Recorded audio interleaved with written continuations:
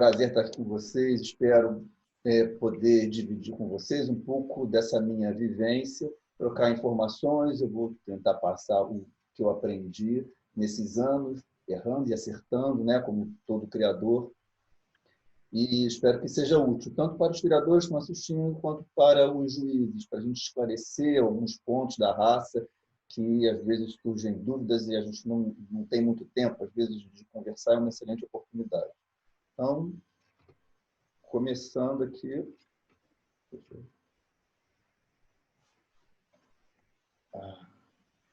Bom, os objetivos, né, eu procuro com essa palestra a gente fazer uma imersão nas características e as nuances da raça, para a gente poder saber os tipos diferentes. É muito comum a gente, né, ficar em dúvida, a gente vê na pista, né, cães um pouco diferentes. Vamos fazer umas discussões na avaliação do padrão, algumas explicações, alguns detalhes que não ficam muito bem. Às vezes o padrão é um pouco subjetivo em alguns pontos. Os pontos positivos e negativos nas tendências atuais da criação e também alguma informação que ajude no julgamento de raça, né, para os juízes. E vamos fazer essa sequência. Vou começar com a origem da raça, em seguida com a função, que eu acho que é muito importante, tanto para o criador quanto para o juiz, a gente conhecer de todas as raças a origem dela e a função, para que a gente observe se aquele exemplar ele estaria encaixado dentro dessas condições. Porque o nosso objetivo enquanto criador é a gente preservar a raça de acordo com a função para a qual ela foi criada. Em seguida, vamos ver o padrão, uma parte anatômica e dinâmica, a movimentação, essa coisa importante. Os problemas da raça que eu vejo no Brasil e no mundo, né, com a ajuda, sim, ou opinião de outros criadores, juízes criadores de outros países também, que eles apontam, que eles veem lá, e a gente vai dar uma passada, assim, mais ou menos pelos tipos que as nuances de tipo que a gente tem em alguns países. Então, bom, a nossa história começa na remota ilha de Shetland, que é um arquipélago, né, são algumas ilhas, ao norte da Escócia. Então, nesse Mar do Norte, se a temperatura lá é uma temperatura baixa, a ilha é uma ilha rochosa, com pouca vegetação. Então, todas as espécies, os moradores de lá, eles sempre viveram, né, naquela época, uma vida de muita dificuldade, porque a agricultura era difícil, a própria pecuária também, porque não era um ambiente rico, não era na terra Brasília, onde se plantando tudo dá, muito pelo contrário, quase não dava nada. E o que aconteceu foi que eles tinham que ter algumas espécies que tinham que sobreviver e serem úteis lá, porque era um ambiente úmido, frio, com vento constante e com restrição de alimentação. Então, os pequenos agricultores e pequenos fazendeiros, eles assim, não justificavam já existia o Collie, Border Collie, essas raças são mais antigas, né? A nossa raça ela é bem recente quando comparada a outras raças. Então, ele não justificava você ter um cachorro de grande porte que existia no continente, porque ele consumia muito e eles não tinham nem para eles, para consumir muito. Então, eles tinham que selecionar, eles não selecionavam os animais, né, como a maioria das raças no início, não selecionavam os animais assim por tipo específico, por aparência física, mas sim por tamanho e funcionalidade. Então, originalmente, essa raça foi chamada de Shetland Collie. O Collie veio, até para o outro Collie também, por causa a origem do nome, por causa dessas ovelhas de cara escura, que eram a Collie, as ovelhas Collie. Então, eram os cães que tomavam conta dessas ovelhas. Por isso que eles tinham esse nome. Bom, devido à própria localização da ilha, né, perto na Noruega, dos países nórdicos, a raça ela não é muito bem documentada como ela começou, porque, na verdade, os livros, né, os textos, dizem que eram cães pastores, que eram, na verdade, um grande mix de raças, e eles não tinham um tipo definido. Você, mesmo nas ilhas, né, de uma ilha para outra, dentro de uma mesma ilha, você tinha tipos diferentes, cães pequenos, mas tipos muito diferentes, por causa dessa mestiçagem. Eles pareciam, na verdade, vou colocar uma imagem de um cachorro assim, dessa época, Você vê que ele não tem um tipo assim de nada. Então, eu encontrei assim relatos, né, de que sugerem a utilização desse yak, que é um yak dog, que eles chamam, que era um cão do povo da Groenlândia, que os navios baleeiros passavam por ali. Então, eles atracavam, a população descia os cães, às vezes cruzavam com aqueles animais, né, os cães nativos da ilha, iam deixando sua marca. O Iceland Sheepdog, que, né, ainda existe, mas também é outro que tem um relato, também em função desses povos que visitavam ele, o Border Collie. E temos também sugestões, suspeitas, né, de que o King Charles, o Cavalier King Charles foi utilizado, o Papillon, o Pomerânia, e no final o Collie. O Collie ele veio, todos esses aqui de cima, eles foram sendo misturados aleatoriamente. Então, até por isso que os tipos eram muito diferentes. E o Collie foi feito no final de tudo, né, a partir dos anos 1900, quando eles queriam dar um tipo à raça. Essa é a imagem que eu consegui, né, do Yak Dog. Vocês podem ver que ele ainda tem, principalmente nesse exemplar aqui, ele tem algumas características que hoje em dia você vê, principalmente nos cães, mais nos cães ingleses, talvez nos australianos também. O formato dos olhos, o focinho, você vê, percebe, né, o formato das orelhas também. Aqui é um cachorro de pelagem dupla. Ele, aqui não dá para ver muito bem, mas me parece que ele tinha aquele tipo de cauda. Ele lembra mais ou menos aquele tipo Spitz, né? Aqueles cães tipo Spitz. Então, foram os primeiros cães que foram, não utilizados, mas que cruzaram com os cães nativos. Na sequência, aqui o Iceland Sheepdog. A gente pode ver também as características semelhantes, né? Os olhos bem pigmentados, o formato também oval, olha o formato cabeça, que me parece um formato de punho, ela vem afinando gradativamente do crânio para o focinho, como, né, a nossa raça pede, o padrão. Essas raças, todas elas tinham, né, esse tipo de cauda, e hoje em dia todo mundo que cria, de vez em quando, sabe que de vez em quando vem uma cauda dessa no meio da criação, mesmo quando você, às vezes, não tem os pais, nem os avós, às vezes numa ninhada vem um cachorrinho que levanta a cauda demais, dobra sobre o dorso, mas isso é resquício ainda dessas raças antigas que foram utilizadas no início e também pelo pouco tempo que a gente tem de que imprimiu-se esse novo tipo. O Border Collie, né, todo mundo conhece, foram os primeiros utilizados. Na verdade, esses cães originais eles eram até descritos como um pouco semelhantes com o Border Collie, de pequeno tamanho. O Cavalier. E aqui também é só um mapa só para exemplificar mais ou menos as raças que influenciaram, né? O Border Collie, o Pomerânia, muitas vezes. O Pomerânia a gente vê muito cachorro hoje em dia, né? Com o crânio arredondado, os olhos grandes e redondos. Isso aí é resultado do uso, né, dos Spitz, né, daquela época. Então, é uma coisa que a gente vem combatendo, vem tirando. Então, você, geração a geração, tem que ir melhorando, trabalhando isso. Então, aqui começa assim, a nossa história. Esse é a imagem do Shetland original antes do cruzamento com os Collies. Você vê que ele não parece uma raça aqui nenhuma. Esse aqui foi um dos primeiros, ou o primeiro cão que foi levado a uma exposição. Foi quando eles começaram a ter mais interesse, criar um clube da raça. Você vê que não foi um trabalho fácil, com certeza, transformar esse cachorro no Collie, né? Então, o que acontece? Eles eram criados, como eu falei, mais em função do tamanho, porque era comum também, naquela época, cruzeiros de turistas daquela região passavam na época de verão por aquelas ilhas e eles tinham interesse nessas raças pequenas, né? Porque era um cão, ele era tipo um cão toy, né? Tido naquela época como um cão toy.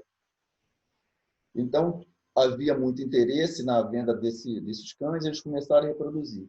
Então, esse cachorrinho aqui, ele foi a uma exposição e os relatos são que, assim, na exposição, quando o proprietário levou e ele começou a ver os outros cães, Ele, na verdade, foi tido lá como assim, ele não parecia como raça nenhuma, ele parecia mais como os vira-latas da rua. Então, quando o criador ele retornou para a ilha, eles se reuniram entre os criadores e decidiram que eles tinham que dar um tipo, né, a esse cão. E logo em seguida você tinha, né, o Collie no continente e eles resolveram utilizar os Collies. Aqui aconteceu já quem cria, né, o Chevron sabe que de vez em quando há uma discussão a respeito de você separar a raça, porque começaram a ficar alguns tipos diferentes. Tem um relato de que nessa época já houve um primeiro movimento nesse tipo, porque eles cruzaram. Haviam dois tipos de collie, um collie de trabalho e um collie show. Todos os dois foram utilizados. E isso aí também acabou influenciando nessa diferença de tipo, né? Ficou mais difícil de você formar um tipo mais homogêneo. As cruzes com collie, aqui só para a gente verificar, né? Hoje em dia, principalmente a cabeça do cachorro, você vê que não foi nada fácil transformar aquele cachorrinho numa miniatura desse cão aqui. A gente pode ver, olha, queixo, paralelismo de crânio e focinho, muita coisa do collie que a gente tem. Aqui, novamente, né, a gente vê tipos diferentes de collie, você vê cães hoje em dia com cabeças mais leves, mais pesadas, em função disso. As cruzas com collie, elas foram autorizadas na época pelo Kennel Club local, mas o que deveria ter sido feito era o seguinte: tinha uma autorização de você utilizar o collie, o produto desse cruzamento ele teria que voltar por 3 gerações ao Shetland, e então você teria fechado e tinha que seguir dali para frente. O que nós temos de registro é o seguinte: existem as cruzas oficiais, essas que foram autorizadas, mas todos os livros comentam que, na verdade, não foi o suficiente para você fixar aquele tipo. Então, tanto na Inglaterra como nos Estados Unidos, então, os cães chegaram já depois dessas primeiras cruzas com collie. E tanto na Inglaterra quanto nos Estados Unidos, houveram novas cruzas com collie, só que dessa vez não declaradas, porque eles queriam fixar o tipo. E aí já havia o nosso primeiro problema com a raça, porque, na verdade, assim, o tipo desejado e o tamanho, né, que se queria, eles não eram herdados simultaneamente. Ou você tinha uma coisa ou você tinha outra. Quando era o tipo que você queria, era grande, claro, por causa da influência do collie, né? Normalmente eles usavam as fêmeas collie de tamanho menor para cruzar com os machos do Shetland, e aí eles iam selecionando, né, os criadores iam utilizando esses cães, mas de vez em quando voltavam outros cães, só que não declaravam, esses pedigrees meio forjados com o nome de outros cães, mas eles continuaram utilizando. Aqui eu fiz, mais ou menos, a partir dos cruzamentos com os collie, você vê que essa primeira foto é de 1925. Então, a gente já conseguiu dar um tipo, né, de collie para esses cães.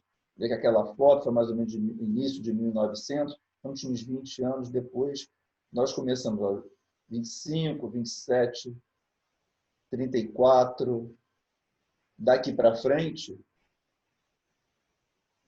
o tipo de collie ele já começou a ficar mais fixado, mas ainda assim continuava sendo usado o collie sob o nome de outros cães para a gente poder manter essa característica.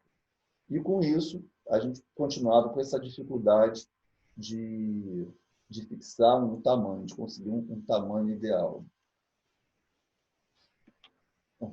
Na sequência, assim, é interessante a gente saber a função da raça para que, na hora de avaliar e selecionar um cão, a gente consiga manter essas características, né? Então, os cães, os relatos são que eles eram usados para guarda não no sentido de guarda de ferocidade, porque aquela região, as pequenas propriedades, elas não tinham, não eram cercadas, né? Você não existia material, madeira que você pudesse utilizar. Então, as pequenas plantações, as hortas de casa, elas eram tudo desguarnecidas. E esse cachorrinho pequeno, ele era sempre selecionado, animais que eram muito alertas, tinham uma audição muito acentuada. Hoje em dia, você até em pista, você consegue perceber isso, que o Shetland, ele é muito afetado com barulhos, sons e tudo. O cachorro, às vezes, você desestabiliza o cachorro quando faz um barulho, às vezes, de microfone alto ou uma caixa que cai no chão, uma cadeira, ele se assusta, porque isso é uma característica da raça. Eles tinham que ser alertas e perceber o som longe, para eles avisarem o pessoal da casa da possibilidade de um estranho se aproximando, ou mesmo de algum animal que se aproximasse da casa e fosse consumir, né, a horta e tudo. Então, eles vinham, eles latiam, muito avisavam, afastavam os pássaros, as ovelhas que afastavam-se do pasto e vinham comer, né, próximo da casa.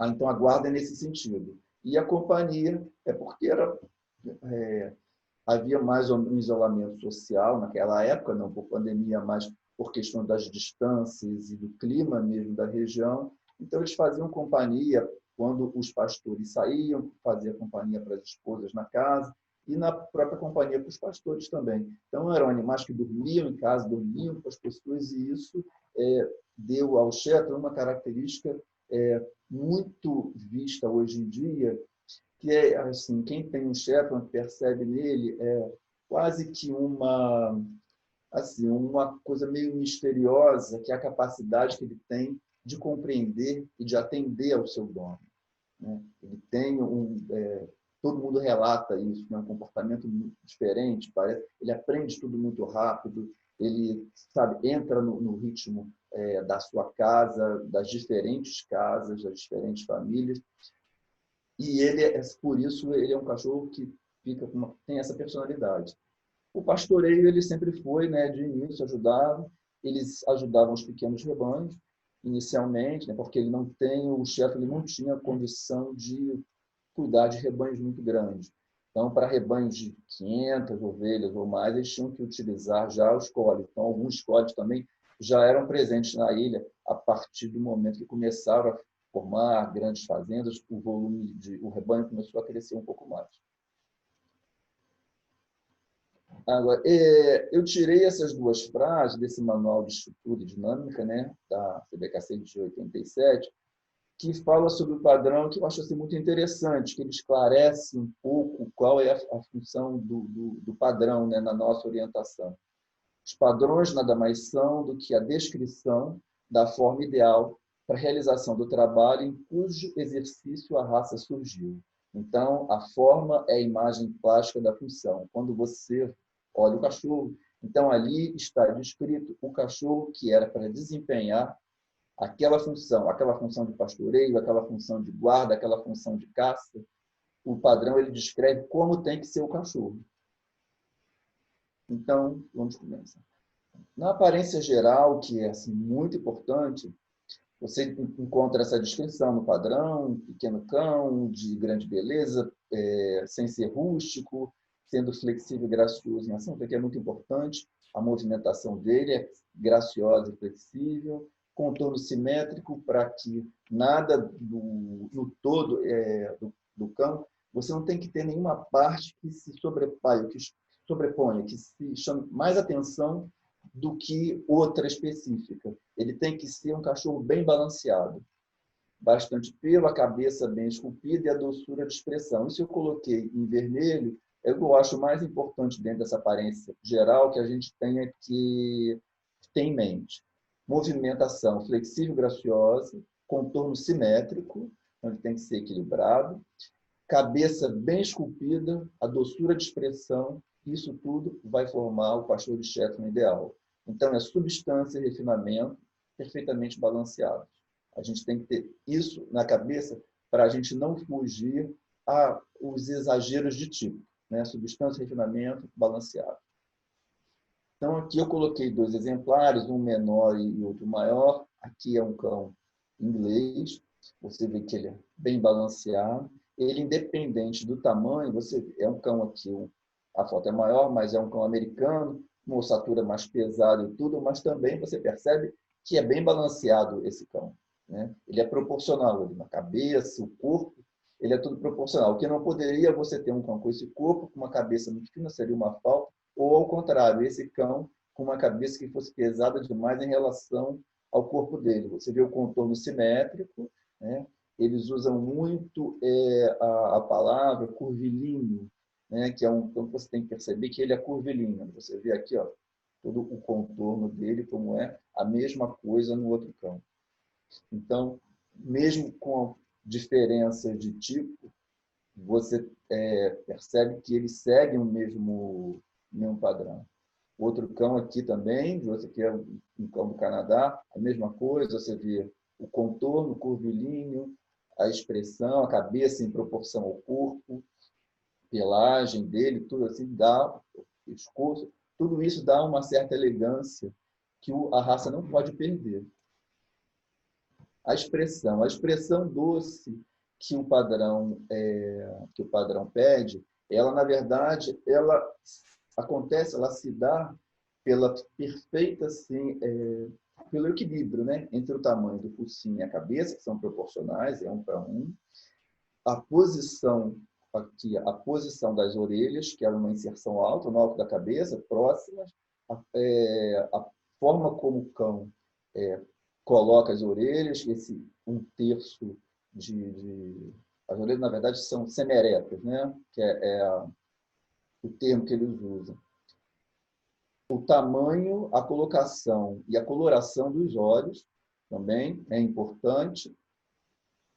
E eu acho que o formato de focinho, então, toda essa expressão, eles costumam dizer que você tem que perceber no seu cão essa expressão aqui do sorriso. Isso dá uma expressão assim doce. Em pista não é muito comum você ver, mas eu acho uma coisa importante para o criador. Você em casa, você tem que perceber isso no cão que você vai pegar.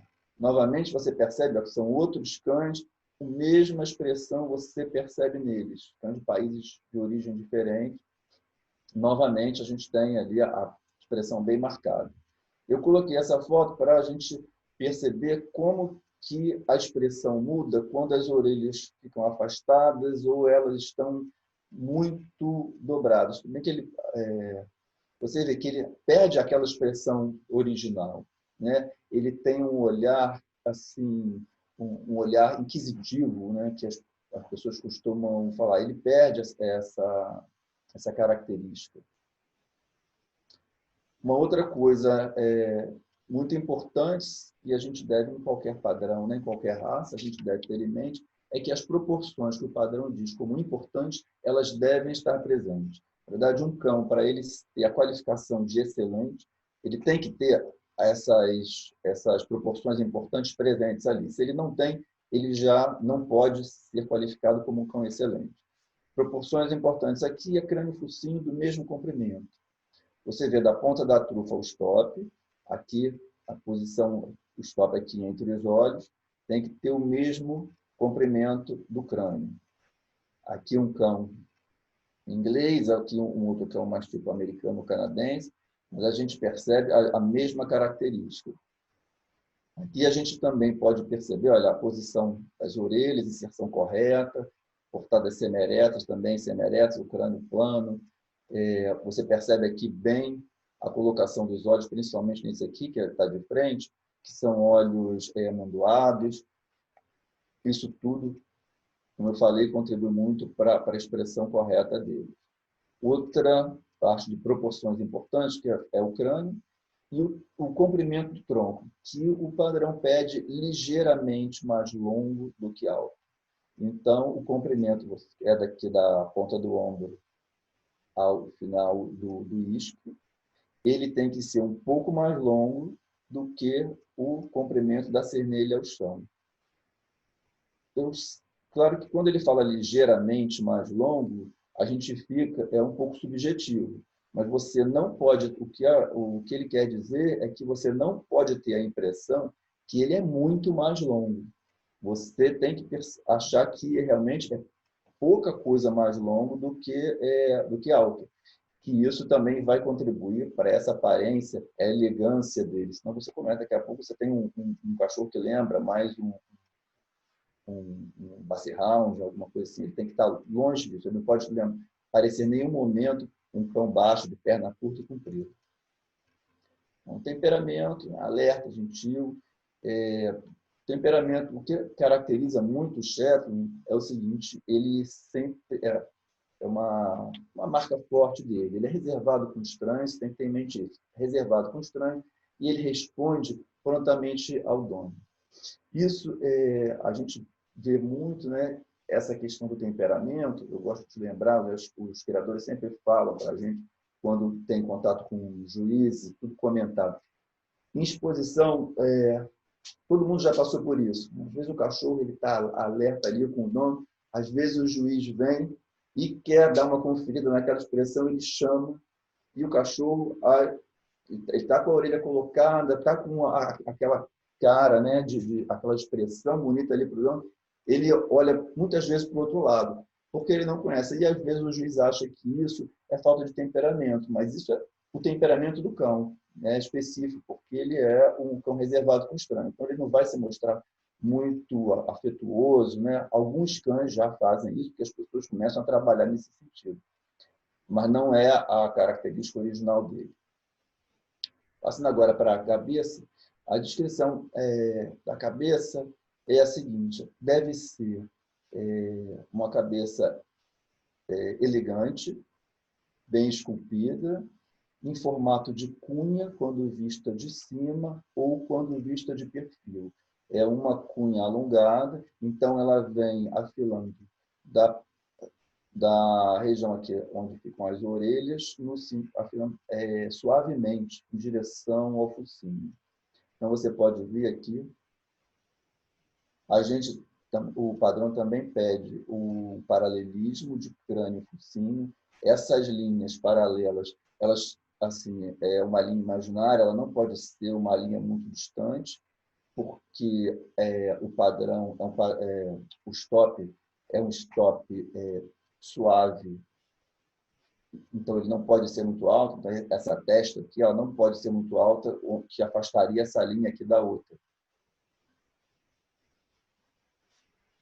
Aqui, novamente, nós vamos encontrar, no caso, essa cunha de formas diferentes, né? Um pouquinho mais afilada, esse aqui um pouco menos. Normalmente, a gente acostuma dar preferência a esses dois tipos iniciais. Esse aqui seria um crânio estreito demais, mas ele não está errado. Eu acho que esse aqui seriam mais desejáveis do que o terceiro crânio ali. Então, aqui nós podemos perceber aqui na cabeça paralelismo de crânio e focinho, o stop suave, mais definido. A gente tem que perceber que existe um stop. Você percebe aqui que as orelhas, elas não estão na lateral, mas as orelhas estão inseridas altas no crânio, semi-eretas, a trufa preta, que em todas as cores, a trufa deve ser preta, os olhos amendoados, olhos de coloração marrom escuro, devem ser escuros, pigmentação da pálpebra, o padrão ainda pede um focinho arredondado e um queixo, uma mandíbula bem desenvolvida. Novamente, paralelismo, o stop aqui também, a mandíbula desenvolvida, trufa preta, olhos pretos, olhos marrom escuros, com as pálpebras também bem pigmentadas, os lábios também são justos e pigmentados. Aqui eu estava mostrando tipos diferentes de cabeça. Esse aqui também não deixa de ter um stop. Aqui eu acho que tem um tipo diferente, é um cachorro americano. E eu acho o focinho aqui um pouco bruto, mas como eles pedem uma cabeça mais bem esculpida, elegante, eu não sei se isso aqui fica muito dentro dessa especificação de elegância. Acho que começa a fugir um pouco do tipo. Esse aqui é um cão inglês, você vê que ele tem todas as características também, o paralelismo, o stop, o queixo, e já é uma cabeça um pouco mais delicada. Outro cão inglês aqui também, você percebe que tem todas as características do padrão, o queixo desenvolvido, o focinho arredondado, os olhos amendoados, a inserção de orelha correta também. os olhos, né, os olhos marrons com pigmentação, percebe? Esses olhos também são mais amendoados, é um outro tipo de cão. Você pode encontrar, eu acho aqui um pouquinho demais puxado. Eu acho que os outros tem que ser uma coisa intermediária aqui entre esse e o outro no máximo. Acho que esse já puxa um pouco. Bom, a cauda. Cauda também, o padrão pede que a cauda seja de inserção baixa. Ela deve ser inserida suavemente na garupa. Então, você passando a mão aqui, descendo a mão pela garupa, você não deve encontrar um implante abrupto da cauda nesse meio de caminho, e que o comprimento dela seja até a ponta do jarrete. Inclusive, ela pode ter uma ligeira curvatura para cima no final. O que acontece aqui no Brasil, assim, eu acho que a maioria ou a totalidade dos cães que nós temos vem dos Estados Unidos e Canadá. E tem um problema lá, nós temos um problema das caudas que são curtas.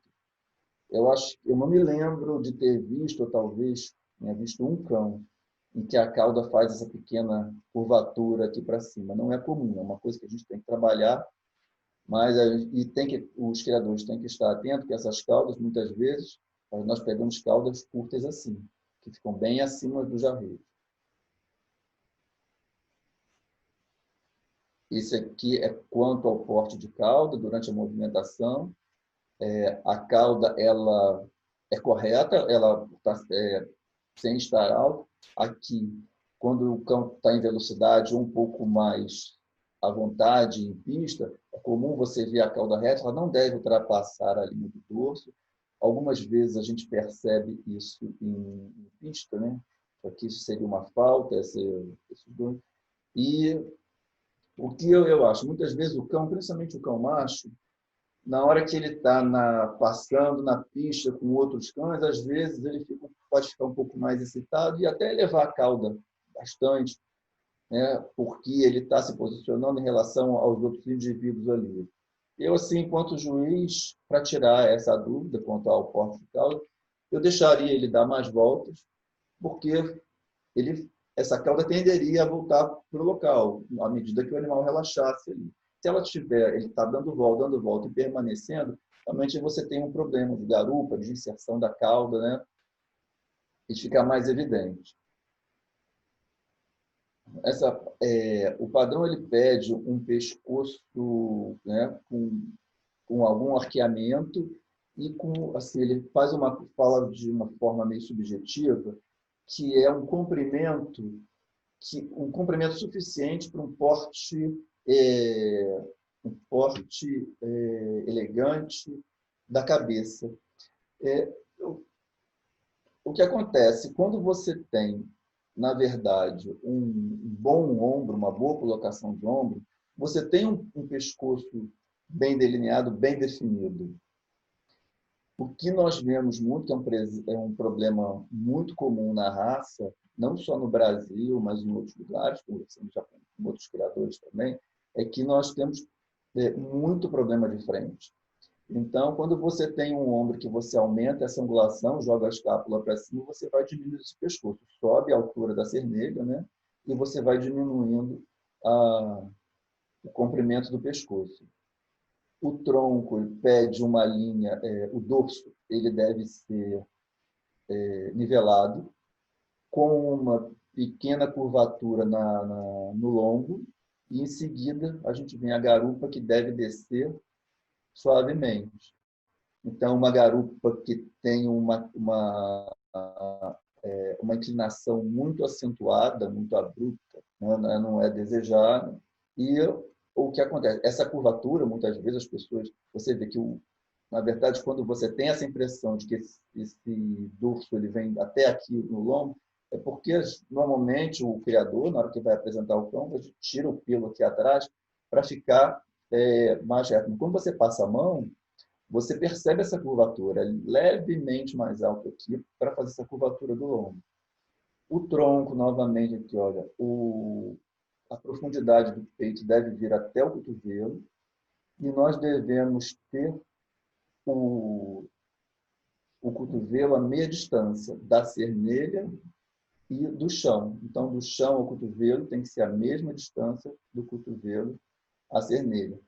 Os membros aqui é um cachorro, né, de tipo esquelético convencional. As angulações devem ser moderadas. Então, quando você traçando uma linha, a partir aqui do final do isco, ela deve cair mais ou menos na frente aqui dessa patinha de trás. As patas, o padrão pede patas ovais, porque é muito comum você ver patas de gato redondo. Não são desejadas, porque as patas ovais, elas são mais apropriadas para que eles desenvolvam o trabalho no tipo de terreno, né, onde eles costumavam originalmente trabalhar. Voltando a falar, né, do pescoço, o pescoço aqui eu coloquei o mesmo cão quando ele é filhote e adulto. Então você percebe que um cachorro já bem construído, ele não faz grandes modificações, né, conforme ele vai amadurecendo. Então você tem ombros colocados no lugar, boas angulações de posteriores, bom dorso, ele desenvolve nesse mesmo sentido. Dificilmente você vai ver um cachorro que era ou muito bom ou muito ruim filhote, e ele mudou completamente depois de crescer. Agora, frente, a gente olhando de frente, os membros anteriores eles devem ser retos, não muito próximos e não muito afastados. Aqui é um desenho, então não é assim muito fácil. É claro que é fácil da gente ver, os cotovelos vão para fora devido a um arqueamento incorreto aqui da costela, mesma coisa, arqueamento incorreto de costela. Você tem esse outro problema, que ele coloca, né, os pés ficam virados para fora. Mas a diferença entre esse primeiro, que é o correto, e esse que o livro coloca como sendo de frente estreita, ele não é muito assim fácil, às vezes, de perceber. Porque como você pede uma boa frente, eu, de vez em quando, percebo que os criadores estão começando a selecionar cães com frente um pouco largas demais. A gente deve ter em mente que, apesar de precisar de uma boa frente, é um cão pastor. E o que acontece? A frente larga, né, como os bulldogs, que são justamente, tem esse nome, frente larga, são para dar estabilidade. E um cão pastor, ele não pode ter muita estabilidade na frente, porque ele vai ter dificuldade de trocar de movimento, de trocar de lado, de se movimentar para um lado e para o outro. Ele vai ter mais dificuldade, menos agilidade para isso. Então, eu digo que não deve ser tão estreita, apesar de estar quase se tocando, mas tem que se ter cuidado para que elas não sejam afastadas demais. O ombro, aqui, tem um esquema aqui do ombro que você vê que o ombro é formado pela escápula e o húmero. O padrão pede que tenha uma angulação próxima de 90 graus e que o tamanho do húmero e da escápula sejam bem próximos. Isso vai fazer o quê? Que você jogue esse membro anterior, ele vai ficar embaixo do corpo do cão, que seria o ideal. Com isso, ele tem o antepeito, ele é mais pronunciado e você tem um comprimento de pescoço. Isso vai fazer com que o cão ele faça exercício do trabalho com menos esforço, né? Pede-se que na movimentação ele cubra o máximo de terreno com o mínimo de esforço. Para quê? Para que no trabalho ele não chegue à exaustão. Ele consiga circular, consiga caminhar com o mínimo de gasto de energia. Isso você consegue verificar que é um problema muito grande que a gente vê aqui em outros lugares. Eu tenho na minha casa, provavelmente todos os criadores têm algum cão assim, é o húmero curto. Quando você encurta esse húmero, você abre esse ângulo, essa escápula vem para cima, e isso aqui não começa a não ter mais 90 graus. Com isso, a ponta do ombro, que é essa articulação aqui, ela corre para, ela é mais, ela não é tão proeminente. Você pode até verificar isso, você passando a mão aqui na perna do cão, de baixo para cima, Se sua mão subir muito reta, é porque ele tem uma frente reta, ele não tem, com certeza, essa angulação. Aí você consegue, muitas vezes, verificar isso aqui no cão stay, afastado. Não na mesa, mas no chão, quando ele está naturalmente parado. Porque essa perna, ela vem para frente. Vou colocar aqui. Isso aqui é uma imagem bastante antiga e que a gente não vê hoje em dia mais com muita frequência. Que é, aliás, acho que por frequência nenhuma, porque é um ombro realmente bem colocado. Você vê aonde é que está essa perna aqui, onde é que está a cabeça e onde está a orelha. Olha só aqui, a gente está fazendo, traçando por cima da imagem, o húmero e a escápula praticamente do mesmo tamanho. Com certeza esse cão ele tem ele tem uma boa profundidade de peito também aqui e um antepeito bem proeminente. E acontece, quando você vai mudando esse ângulo, muitas vezes esse pescoço sobe como um mecanismo de compensação. Então, essa posição do pescoço de um animal em repouso é a posição que a gente deve buscar, a gente deve reconhecer como isso correto. Não aquele pescoço enterrado, encaixado aqui em cima, e como um pescoço de ovelha, alguma coisa assim. Aqui a imagem, o posterior não é muito bom, mas era mais para a gente realmente reforçar essa imagem aqui da frente. Os posteriores, a mesma coisa. Esse aqui é um posterior correto, junto demais, muito afastado, e o Jarretibac, que não vou me prender muito, porque isso é comum a todas as raças, né? A gente tem que estar atento, você vai ver a movimentação do cão, conforme ele vai andando, e conforme a velocidade aumenta, eles têm uma tendência a se aproximarem. Isso, né, em toda a raça que faz o single track, isso é esperado. Uma outra coisa também que eu acho interessante, porque que a gente não perca, na verdade, a imagem correta do cão, como eu falei, ele é um cão de angulações moderadas. Muitas vezes as pessoas acham bonito um cachorro que para, ele tem umas angulações exageradas, mas não são características da sua raça. Então, como eu falei ali, olha, mais ou menos traçando uma linha da ponta do isco à ponta do pé, claro que não é exatamente aqui, às vezes o cachorro para, mas é mais ou menos aqui, você vai ver, se você tiver a final do isco aqui e um pé lá atrás, claro que eu vejo o trabalho de renda, às vezes eles forçam o cachorro a essa posição, mas o cachorro parado naturalmente, ele não deve ser assim. Isso é incorreto.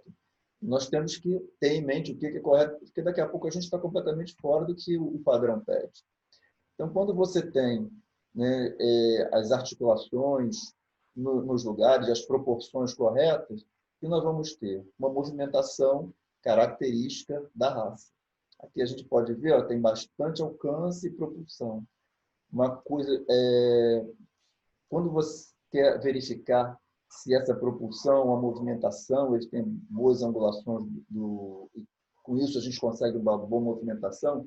Quando você manda o cachorro ir, né, conforme ele está indo, a gente pode ver nós chamamos o coxim, ele mostra o coxim para você, dos dois. Ele vira isso para cima. O cachorro que não tem uma boa movimentação, não tem bom alcance e propulsão, a gente costuma dizer que o movimento fica embaixo do corpo do cão. Quando o movimento ele vai para fora do corpo, é porque ele tem a movimentação correta. Então, a gente vê aqui, olha, o corpo termina aqui, olha, a pata da frente e de trás, ele se movimenta além do corpo. Uma outra aqui com menos pelo, que dá para ver aqui melhor. Você vê, olha, que a pata ele vai lá embaixo, alcança mais ou menos aonde está o focinho. O cão ele não deve andar com a movimentação característica da raça, é com o pescoço um pouco à frente, não é com o pescoço reto, com a cabeça para cima. Quando você faz isso, às vezes, faz isso artificialmente, porque acha talvez mais bonito, eu vejo, né, algumas pessoas apresentarem dessa forma. O cachorro, você vai forçar uma movimentação errada, ele vai elevar a pata demais e a movimentação do Shetland, assim como a do Border Collie, isso não está escrito no padrão, mas em padrões comentados a gente tem. ele não deve elevar muito a pata do chão. Você vê, olha, que aqui já está no alcance, ele não vem a pata aqui em cima, a pata só vem aqui, com pouca altura do chão.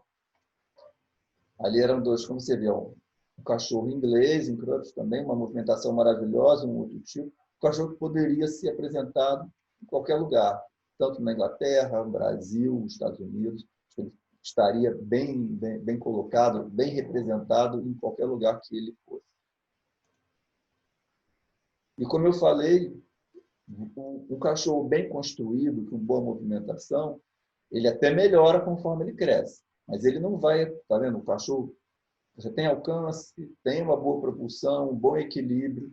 Então, desde filhote, você já percebe isso. Você já percebe a colocação do ombro. Então, isso tudo é importante na criação para você fazer uma boa seleção. Aqui só um esquema, né, de um movimento correto.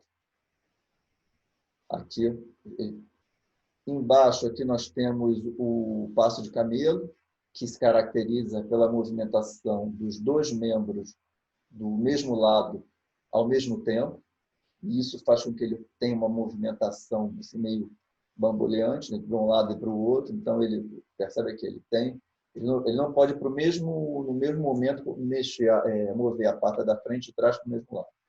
Um outro problema também que a gente vê de vez em quando é quando o movimento tipo Hackney, que eleva demais a pata, e né, você percebe essa dobra aqui, quando você não tem uma correta angulação da escápula.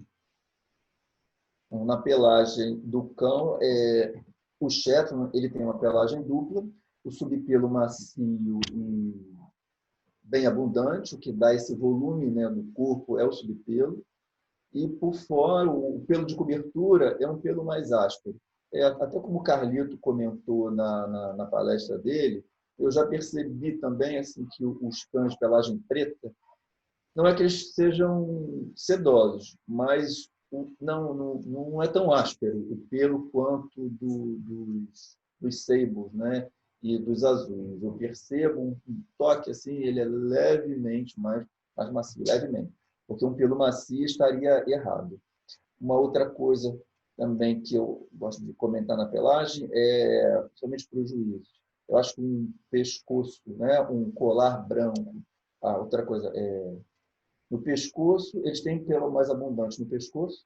As patas aqui eles são bem franjadas e acima do jarrete. A saia aqui também são as partes assim, mais que tem um maior volume de pelo, principalmente nos machos. Agora, um colar branco inteiro assim, ele realmente deixa o cão bonito. Mas no julgamento, ele não deve ser mais valorizado do que um meio colar ou a ausência do colar. Tá? Ele só é mais bonito, mas você não deve penalizar um cão por causa disso. Você deve julgar da mesma forma essa característica, nem usar isso como critério de desempate.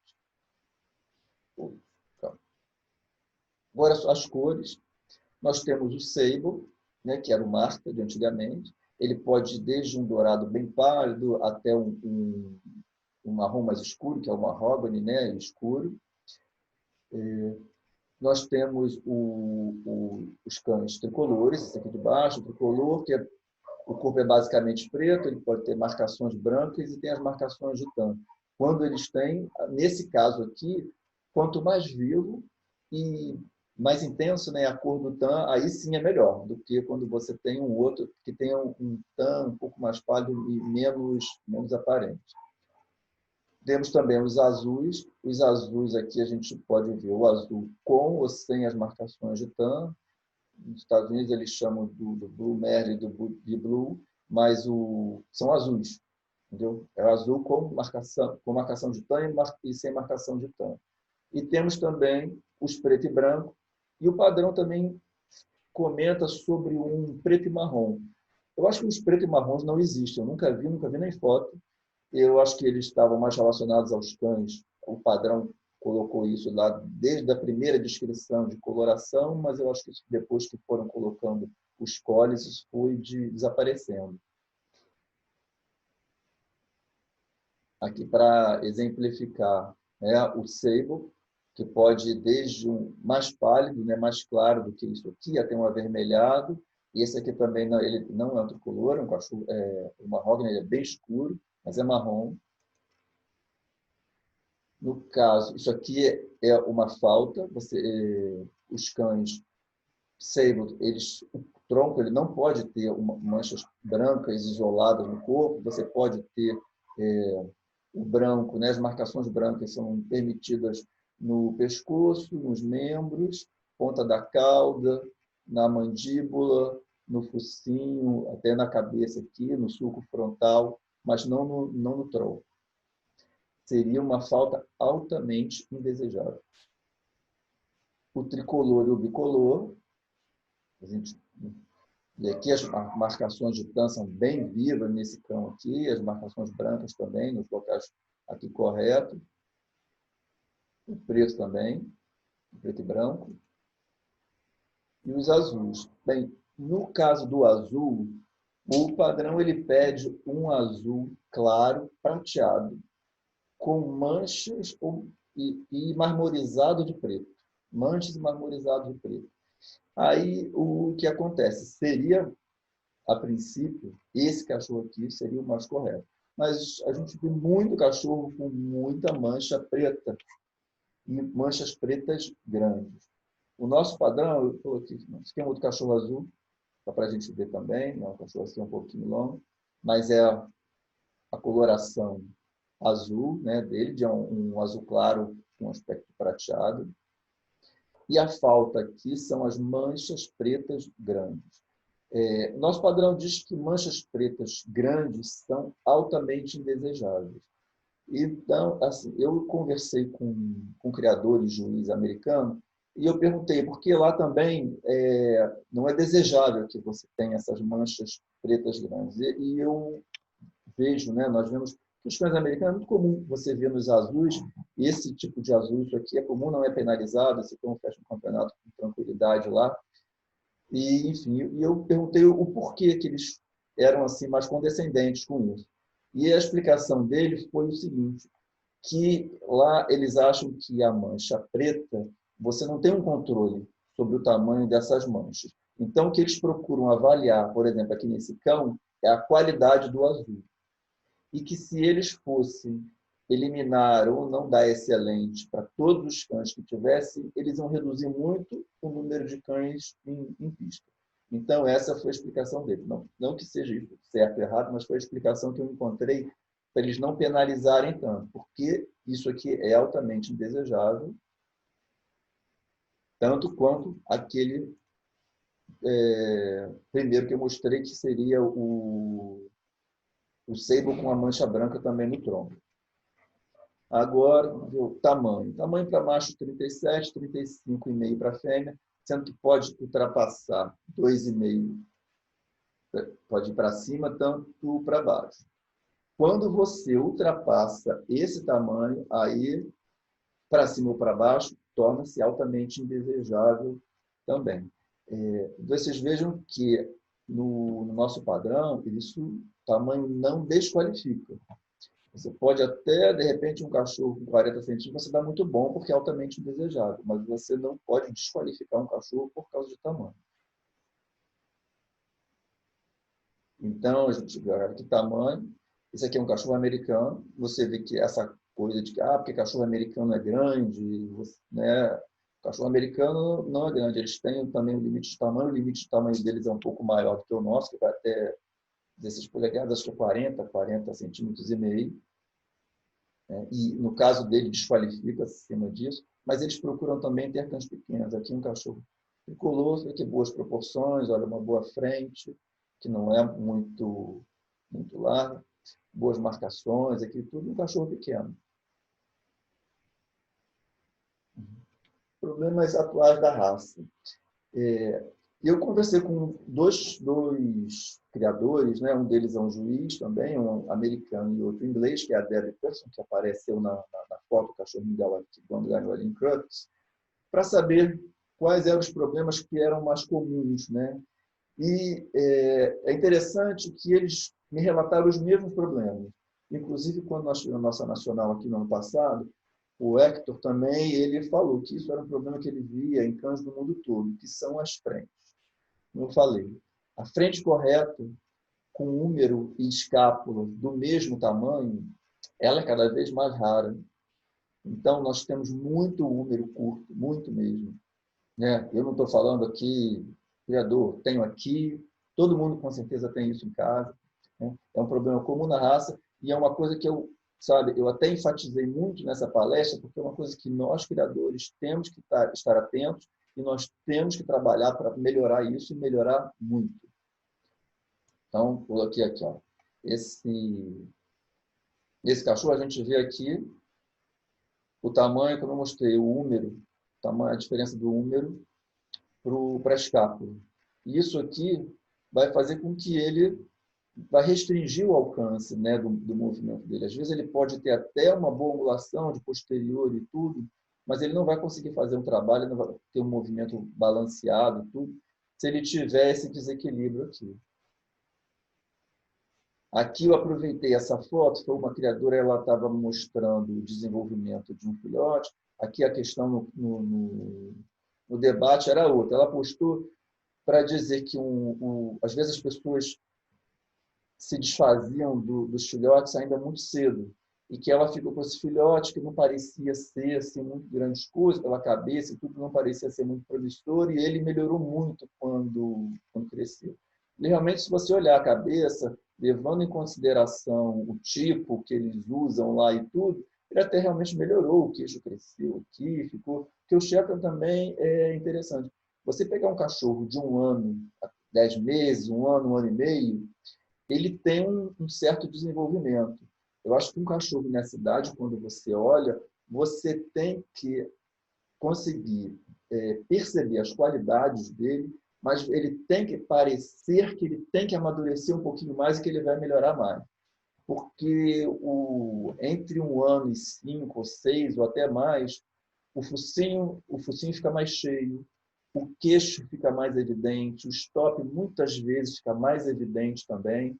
Ele com certeza encorpa. Mas eu coloquei essa imagem aqui para chamar a atenção da estrutura.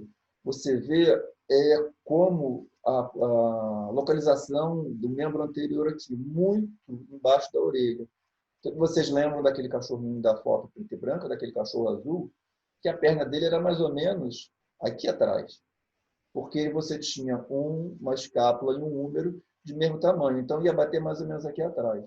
Então, quando você tem um cachorro assim, você não adianta, ele pode melhorar a cabeça e tudo, mas olha só, ele cresceu, a perna dele continua no mesmo lugar. Então, você tem como verificar isso desde cedo e selecionando bem os seus cães para que no futuro a gente consiga eliminar esse problema da raça. Aqui é só um gráfico para poder mostrar um pouquinho melhor, né? Você vê esse cachorrinho aqui, tá? O húmero e a escápula novamente, a diferença de tamanho. Novamente, o outro cão, só para vocês perceberem que mesmo outro tipo, seja isso a gente tem nos Estados Unidos, tem no Canadá, tem na Inglaterra, tem em vários outros países. É um problema da raça no mundo todo. Eu acredito que muitas vezes um criador ele vê essa imagem aqui, às vezes, assim, não por desconhecer o padrão, mas por não estar atento ao padrão, pode achar que isso aqui é uma imagem bonita assim a princípio. Né? Só que a gente tem que ter em mente que o bonito é o correto. E o que talvez seja bom numa raça, seja interessante numa raça, na nossa não é. E a gente tem que ver essas diferenças de raças e reconhecer a beleza de cada uma dentro daquele tipo específico.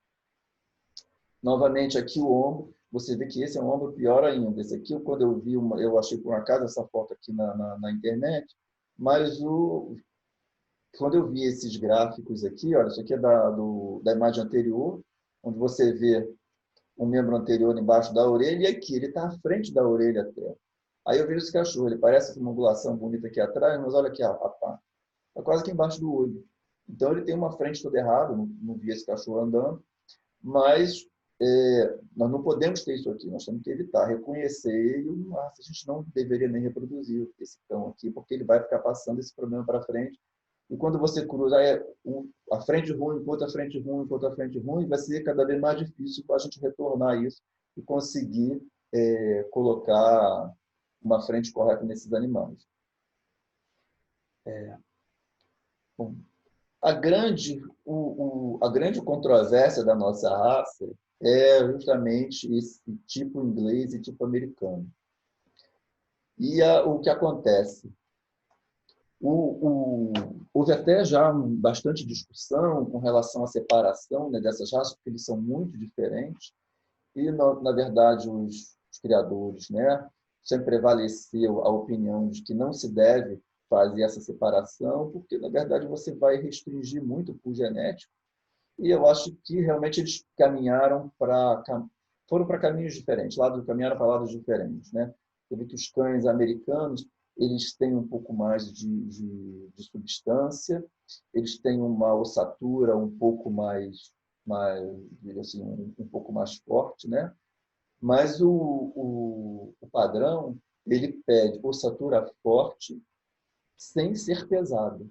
Então, nós temos que ter isso na cabeça. Você vai examinar ali um cachorro, ele tem que ter osso, mas em momento algum ele pode ser pesado, até porque se você tiver um cachorro pesado, você voltando na parte de movimentação, você não vai conseguir ter uma movimentação graciosa, uma movimentação elástica, elegante. Você não vai conseguir isso se você tiver substância demais e osso demais e às vezes até pelo demais.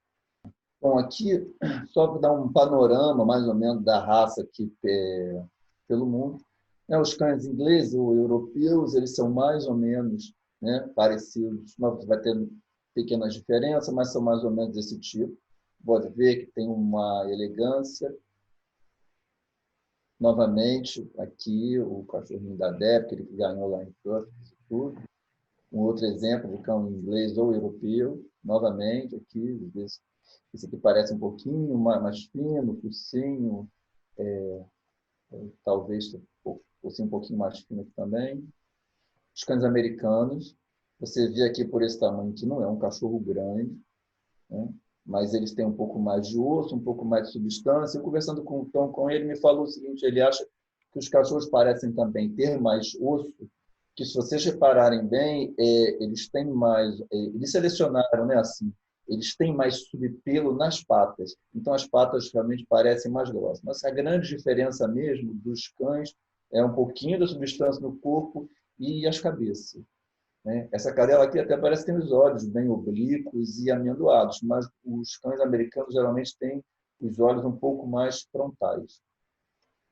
Vê que o Canadá é bem semelhante, né, dos Estados Unidos. Isso aqui é foto, eu acho que isso aqui tem um pouco de Photoshop, né? Às vezes a foto também aumenta um pouquinho, os focinhos não são tão grandes, tão cheios assim, como dessa foto aqui. Pode ver que essa cachorrinha, a cachorrinha até que veio para o Brasil, é do Canadá e tudo, você vê que tem um queixinho e tudo, não é tão assim diferente. Essa foto até foi eu que bati. Ela não é tão diferente, né, do que a gente tem aqui. A gente vê muitas vezes um cão, não que ela não seja muito boa, você vê aqui o stop definido, mas uma coisa que eu não comentei, o crânio ele deve ser plano, né? A gente percebe isso aqui sem elevações aqui quando a gente passa a mão aqui por cima. Um exemplo de um cão da Nova Zelândia, também semelhante. Aquele cachorro. A Ásia, eles compram muito cachorro dos Estados Unidos e Canadá, então é um tipo semelhante. Então, o tipo é semelhante, os problemas são semelhantes, tudo mais ou menos igual. Eu vou dar uma lida aqui. Nós tivemos na Nacional do ano passado o Hector, né, julgando aqui, e eu pedi para ele passar algumas considerações, o que ele achou, vou ler aqui rapidamente. Ele achou, assim, como virtudes, né, dos nossos cães. Nós ainda temos, a maioria dos cães tem os pés ovais, que são conforme o padrão. Os Estados Unidos tem muito cachorro já com o pezinho redondo. Eles têm uma boa proporção de corpo, boas linhas superiores.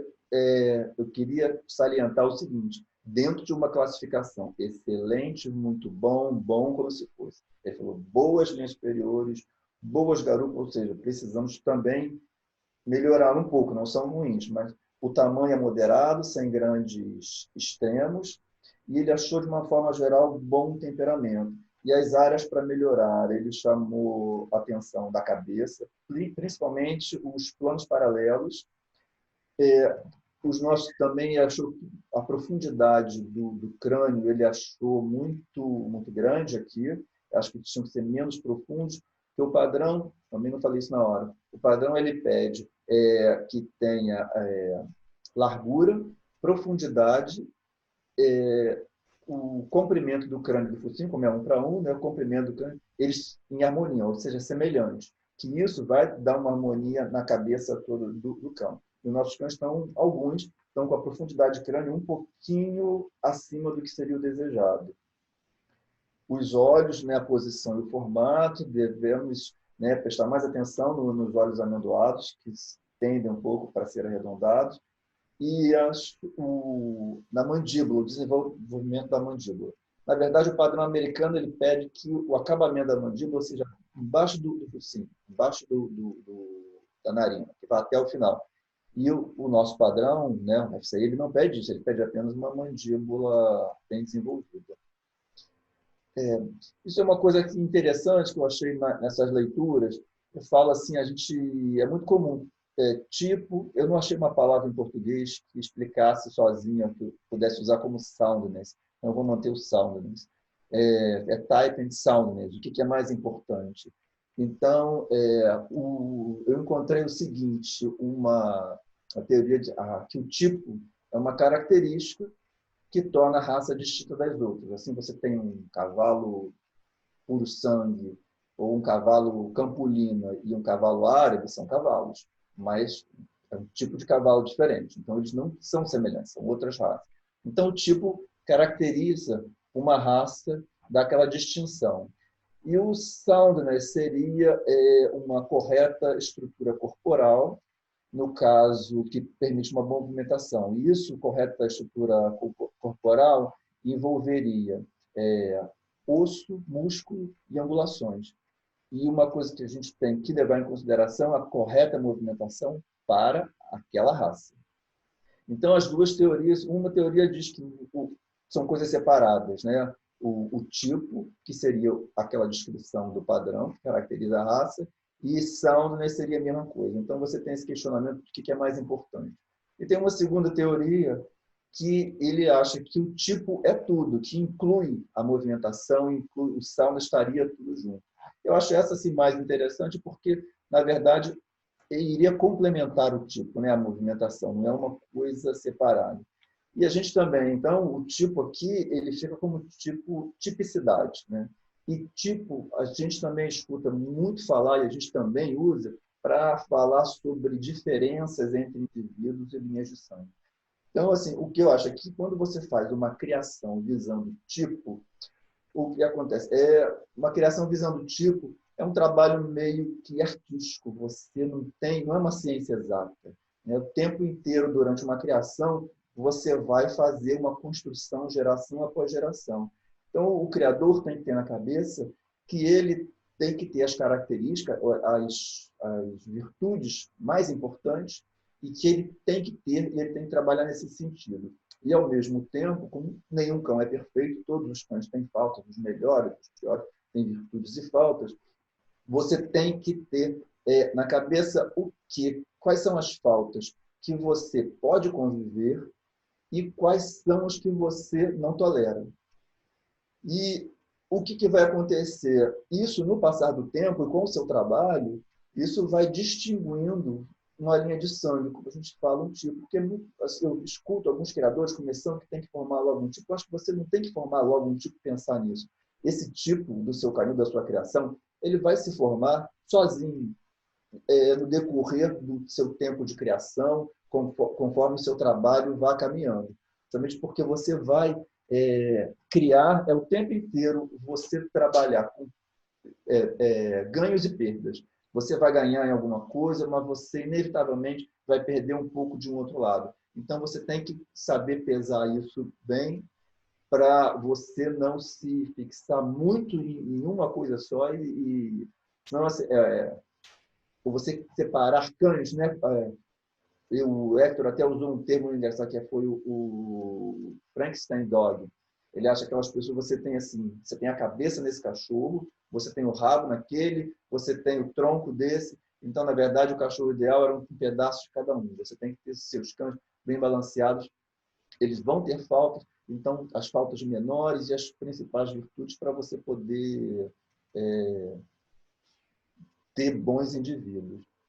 Uma outra coisa aqui também que eu gostaria de falar nesse tópico, que eu achei, na verdade, não é uma autoria minha, eu achei muito interessante um texto que dizia o seguinte, eles usam o termo exhibitor, né, que é um apresentador, a gente não tem um apresentador, não seria um que um exhibitor, ele pode selecionar um cão baseado em características mais populares. Porque o que acontece? Em todas as raças passam por isso. Elas já, de momento em momento, você tem características que sobressaem, que as pessoas são modismos, né? De tipo e tudo. Então, o exhibitor ele pode selecionar um cão porque a finalidade dele é vencer naquele momento. Então, ele pode selecionar um cão baseado nisso, mas um criador não. O criador tem que ter uma visão mais ampla.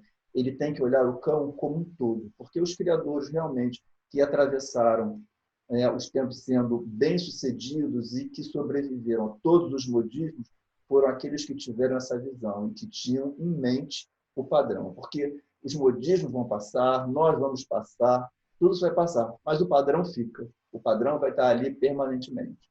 Toda hora vai se voltar ao padrão.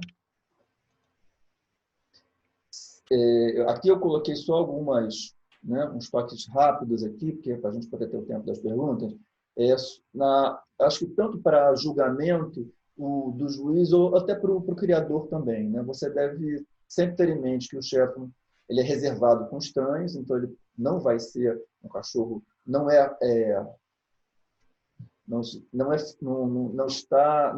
que seja não esperado que ele seja reservado com você. Ele pode não te olhar nos olhos, né? Você não deve necessariamente esperar que você vai chamar o juiz, vai chamar a atenção dele e ele vai olhar para você, colocar as orelhas para você, como ele faz para o dono dele. Outra coisa, você não precisa, para avaliar as orelhas, você vê essas orelhas continuamente colocadas. A partir do momento que o Wander chamou, ele colocou as orelhas, ali você avaliou. Se ela tem boa inserção, a colocação dela, tudo. Você não precisa que ela fique o tempo inteiro na mesma posição, congeladas ali. O Shetland também ele deve se mover livremente, com a guia solta, com uma velocidade moderada. Quando aqueles cachorros que são apresentados com uma velocidade muito grande, que às vezes você fica... né, as pessoas querem mostrar que ele tem velocidade, que tem alcance e tudo, muitas vezes você não consegue avaliar bem essa movimentação. Outra coisa muito importante, as qualidades da cabeça são muito importantes na raça. E o criador espera que o juiz faça um bom exame. Então, quando o juiz chegar, colocou o cachorro na mesa, você tem que pegar, vai olhar a cabeça, vai ver se ela realmente, vai olhar por cima, vai ver se ela tem aquele formato de cunha, vai passar a sua mão no sentido do focinho para o crânio, para sentir que você não tem as bochechas proeminentes e que essa transição entre focinho e crânio, ela seja suave, ela não deve ser em dois níveis, como se fossem duas coisas separadas. Passar a mão também no crânio para ver se é um crânio chato. Então, você pega o cachorro por cima, a partir da sobrancelha, assim, do stop. Você leva a mão até o hospital para verificar o comprimento do focinho e do crânio. Você tem que colocar sua mão no stop no hospital, porque aí você tem muito pelo, então você tem que ver onde termina para você comparar com aquele comprimento de focinho também. Também, para você só deve utilizar a mesa para observar a estrutura, talvez olhar a cabeça com um pouco mais de propriedade e de detalhe, mas na hora de você avaliar o cão como um todo, o chefe deve estar no chão, porque ele vai estar à vontade, ele vai se mostrar realmente como ele é e ele vai ficar... você vai ter uma condição, né, de avaliar ele verdadeiramente. O cachorro em cima da mesa, ele fica num ambiente desconfortável, encolhido muitas vezes, você não consegue fazer essa avaliação. O branco do colar, eu já falei, né, que não é tão importante, as proporções importantes você deve ter na cabeça. A expressão é muito importante, é uma marca da raça. A movimentação, sempre graciosa, sem esforço, com boa cobertura de solo. E rápido não significa bom. Rápido é só rápido. Queria agradecer aqui, queria fazer um agradecimento ao Hector, que veio aqui. Eu fiz uma série de uma entrevista com ele, né, pelo e-mail para poder montar essa palestra. O próprio Tom Cohen e a esposa também, que ajudaram muito dando as opiniões dele e as impressões sobre os americanos e brasileiros. A Deb também, que foi o meu contato lá na Inglaterra, minha referência, para, né, e também contribuiu muito com a opinião dela sobre os cães ingleses, e ela acompanha tudo. E a Narelli, onde que ela é uma juíza australiana e ela que pegou aquelas fotos e fez aqueles gráficos e me ajudou ali para poder mostrar aonde ficavam as posições, aqueles ângulos todos ali. Eu queria fechar com essa foto também eu achei muito interessante numa discussão aqui de árbitro, que é justamente quando eles falaram sobre tipo, type and soundness. É muito importante você conhecer as características da sua raça. O tipo é muito importante. Porque se você julgar, você não conhecer o tipo adequado e você julgar só baseado em estrutura e movimentação, você pode ser surpreendido com esse resultado no final da sua escolha. É isso que eu tinha para falar. Agradeço muito a CBKC pelo convite e